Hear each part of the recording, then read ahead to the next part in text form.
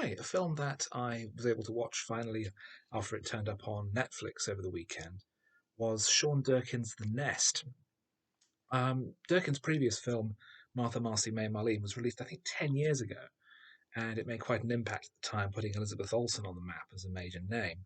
And since then, his only major work has been Southcliffe, a series produced for Channel 4 about the aftermath of a mass shooting in a small town in Kent.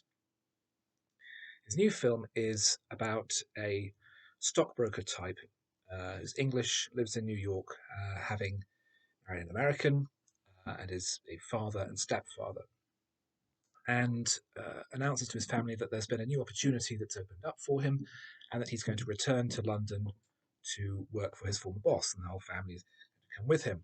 They move into a estate in Surrey, which is rented, but it soon emerges that rather than being offered the job, he actually asked for it. And it's not long before we find they're actually living somewhat beyond their means. It's it's about this point in the movie, about 30, 40 minutes in, that I realise this isn't set in the present day. It's very subtle, but it's actually set at some point in the late 80s. And it's about uh, the spectre. The film is almost framed as being a horror story, although there's no horror element in it. But it's this spectre chasing after our main character, Rory. Um, the belief that he has to show the signs of status, the signs of success. He has to have the big house, he has to have the children, the beautiful wife, and the high-paying job. But all of it's on credit, all of it's on the never never, and events start to accelerate and unravel, and his children fall in with the wrong sorts of people. It's a very engaging film. It's brilliantly acted. Jude Law is the best he's been in very many years as Rory, and Carrie Coon is terrific as his wife Sarah. Um, Anne Reid has a small supporting role in one scene as Rory's mother when he reconnects with her and invites her to come and stay with them and have her back in the family after he's been away for 10, 15, 20 years. But she is dismissive and derogatory towards him for his self reinvention.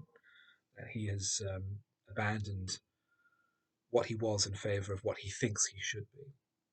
And there's an excellent scene towards the end where, having to take a taxi cross country, he's honest and open for the first time in the film in talking with the taxi driver.